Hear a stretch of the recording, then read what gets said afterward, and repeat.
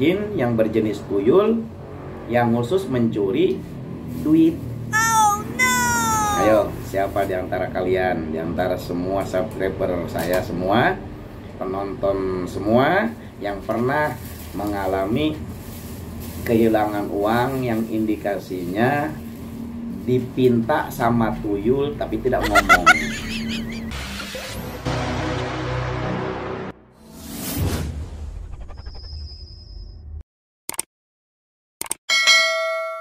Assalamualaikum warahmatullahi ta'ala wabarakatuh.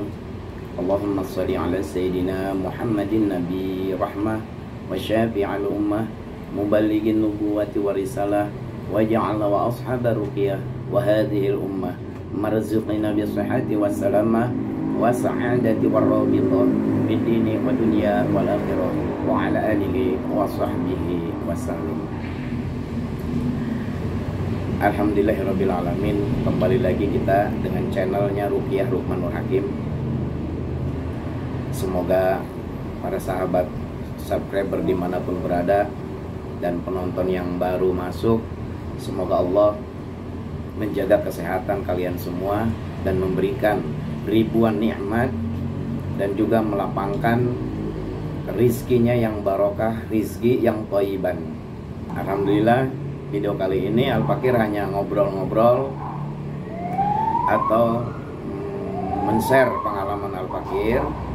Barangkali kawan-kawan subscriber pun ada yang mengalami.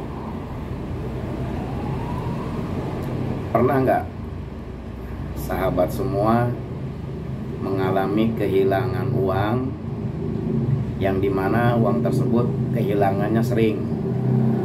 Seperti dalam lipatan, ada kehilangan 5 lembar, 2 lembar, atau hilangnya rutin, 1 lembar tapi rutin, atau tidak mengetahui berapa jumlah yang hilang. Biasanya para pedagang, dia tidak menghitung jumlah uang, cuman dia merasakan kayaknya yang beli rame, tapi begitu dilihat kotak, uangnya seperti tidak sesuai dengan apa yang dia terima ketika memperhatikan pembelinya yang begitu banyak, tapi hasilnya itu kayak yang seperti ada yang hilang. Dan itu terjadi beberapa kali. Pernah nggak mengalami seperti itu? Atau mungkin kita menyadari kalau hal itu ada campur tangan tuyul. Nah, dalam video kali ini insya Allah Al-Fakir akan membahas tuyul. Apa sih itu tuyul?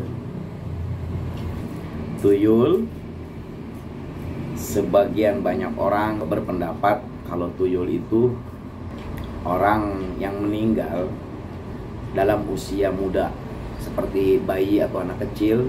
Dia meninggal dan menjadi tuyul.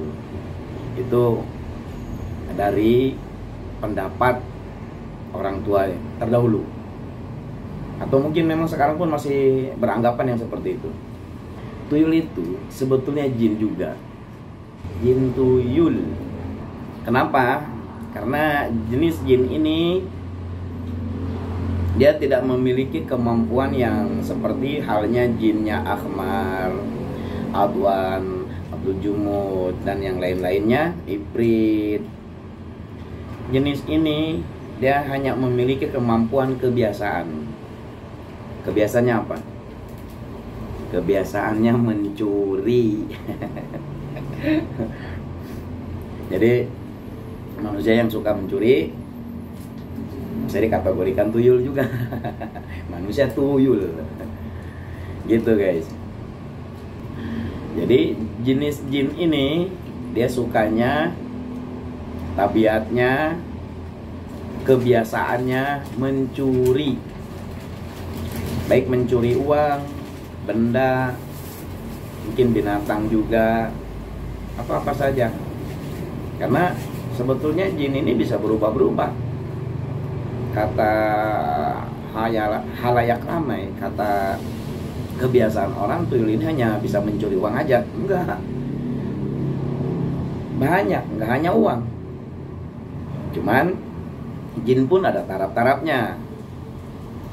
Maksudnya kemampuannya, keilmuannya gitu. Ada yang dia sanggup mencuri anak kambing, bahkan dia sanggup mencuri benda-benda yang berharga seperti manik-manik di rumah atau guci yang harganya mahal segala macam. Kalau memang keilmuannya dia tinggi, memiliki keilmuan yang tinggi, dia mampu untuk mencuri itu. Nah, kita khusus nih ya, kita membahas jin yang berjenis tuyul yang khusus mencuri duit. Ayo, siapa di antara kalian, di antara semua subscriber saya semua, penonton semua, yang pernah mengalami kehilangan uang yang indikasinya dipinta sama tuyul tapi tidak ngomong, mencuri? Maksudnya dicuri gitu. Pernah nggak? Yang pernah silahkan komen di bawah kolom komen. Tuyul yang khusus mencuri uang.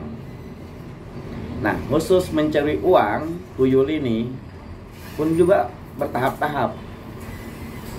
Ada yang tuyulnya baru, ada yang baru. Mungkin di awalnya cuman mencuri-curi apa gitu. Sekarang ditangkap sama dukun, sama orang-orang yang punya ilmu tapi tidak bertanggung jawab, atau dia punya ilmu tapi tidak digunakan untuk kebaikan gitu. Nah, yang baru biasanya dilatih untuk mencuri uang. Nah, yang lama, yang sudah berpengalaman gitu. Jadi tuyul pencuri uang pun kelas-kelasan. Kayaknya Ustadz ngerti amat punya tuyul atau apa. Bukan gitu. Ini menurut Al-Fakir, dari guru Al-Fakir itu seperti itu. Dan memang pada kenyataannya seperti itu juga. Saya pengalaman, pernah berhadapan dengan dukun yang memiliki tuyul, dan kita banyak pengetahuan di situ. Dari pengalamannya dia, alhamdulillah dia pun sekarang udah tobat. Sekitar bangsa 25 tahun dia berkecimpung di dalam hal itu, tapi dianya tidak pernah kaya gitu. Nah, dari keterangannya beliau, jadi Al-Fakir jadikanlah ini untuk suatu pengalaman. Jadi tuyul itu bertahap-tahap ya kelasnya ya. Ada yang baru, ada yang sedang, ada yang udah mahir gitu. Jadi harganya pun ini terkait masalah harga, karena sekarang zaman modern ya, zaman semua uang. Yang kita kejar pun ini uang, ya kan? Ngapain kita nggak ada kerja, nggak ada uangnya, ya toh? Kita nggak perlu munafik lah. Innal munafiqina fi darkil asfali minan nar, gitu kan? Selain kita menyebarkan pengetahuan, kita pun bekerja untuk mendapatkan upah, boleh dan halal, selama video ini atau yang kita share tidak merugikan orang, atau yang gambar-gambar yang tidak seronok gitu, yang tidak halal lah. Kalau orang yang lihat video saya senang, halal insya Allah. Sekalipun tidak dilihat pun tidak merugikan siapa. Nah, jadi yang lebih mahal tuyul ini yang sudah banyak pengalaman. Ya, itu pun keterangan dari pasien Al-Fakir dulu yang pernah jadi dukun, yang usianya tuyul 25 tahun dia berkecimpung di dalam hal itu. Dia menjelaskan beberapa banyak sekali cerita. Jadi yang lebih mahal itu yang sudah lama yang dia pakai gitu. Kalau yang baru-baru murah. Kok bisa begitu ya Ustaz? Bisa. Karena sifat jin itu sebetulnya tidak lepas dari sifatnya manusia. Cuman ada perbedaan walaupun masih sedikit. Jin yang jenisnya tuyul yang baru ini harganya murah. Kalau menurut keterangan dari sahabat Al-Fakir itu, dulu dia pernah menjual tuyul yang harganya 2,5 juta. 2,5 juta karena waktu itu dia belum punya duit. Pasiennya tuh pasiennya sangat susah banget. Semoga pasiennya itu pun Allah kasih hidayah dan dia bertobat kepada Allah. Mudah-mudahan karena dia putus asa, uang nggak ada, dan dia ketemulah sama sahabat saya itu yang mantan dukun. Ditawarilah dia tuyul yang harganya 2,5 juta. Yang itu pun ya belum begitu jadi ya. Dia pulang dulu, cari duit dulu. Dia mencari uang dulu, entah pinjam kemana. Akhirnya selang 4 hari katanya dia datang lagi. Dia sanggup untuk membeli tuyul yang kelas rendah yang harganya 2,5 juta itu. Dan berjalan 1 tahun, menurut keterangan dari sahabat saya ini, setelah dalam jangka waktu 1 tahun, dia kembali lagi dan mengantarkan tuyul itu. Tuyul itu dipulangin, yang harganya 2,5 juta itu. Tapi ternyata dia mengambil yang lebih tinggi, yang lebih mahal, yang harganya sekitar 25 juta. Tuyulnya udah keren.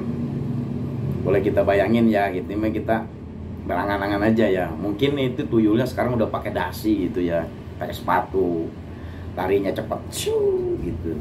Nggak gini gitu. Mungkin yang mahal seperti itu tuyulnya ya. Nah, setelah dengan ritual yang panjang sih ceritanya ya, ritual-ritualnya gitu, diambillah 25 juta itu. Dan ternyata si pasiennya itu sebelum mengambil yang 25 juta, dia kan awal belinya yang 2,5 juta yang murah ya. Itu pun istrinya meninggal kurang lebih 3 bulan. Dia kembali ke dukunnya, dia mengabarkan bahwa istrinya meninggal. Dia tidak tahu dan tidak diceritakan sama dukunnya itu.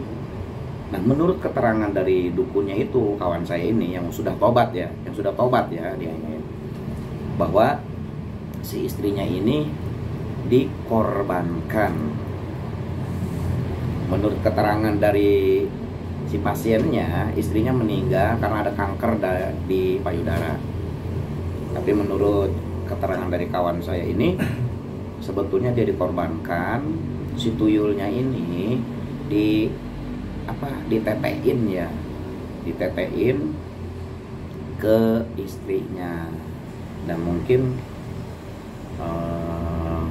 setiap kali dia ritual mau ngambil uang itu harus ditetein. Kalau ngambilnya sebulan sekali, ya neteknya sebulan sekali. Kalau seminggu sekali, neteknya seminggu sekali. Kemungkinan si pasiennya ini tidak dikabarkan seperti itu. Jadi dia gencar 3 hari ngambil duit, 3 hari ngambil duit, karena dia udah lama susah barangkali ya, udah ditutup ininya pikiran cerdasnya. Akhirnya dia ketika dia mendapatkan tuyul, kayak punya barang yang yang sangat menurut dia gitu. Akhirnya dia hampir tiap hari dan neteknya tiap hari tuh tuyul ke istrinya. Akhirnya dalam waktu yang 3 bulan itu istrinya sakit keras, kena kanker, dibawa ke rumah sakit karena sekarang duitnya udah banyak ya, dibawa ke rumah sakit. Menurut rumah sakit pun saya anehnya nih, ini kan gaib tapi nyata. Menurut kedokteran dia ini kena kanker stadiumnya yang udah 3 atau 4 yang udah nggak bisa diobatin. Padahal menurut pasiennya hal ini terjadi cuma dalam waktu 3 hari. 3 hari dia meriang panas istrinya. Hari yang kedua ininya ada busuk di di teteknya. Hari yang ketiga udah nggak bisa ngapa-ngapain, dibawalah ke rumah sakit, dan rumah sakit pun mengatakan dia kena kanker stadium 4, kanker payudara yang tidak bisa.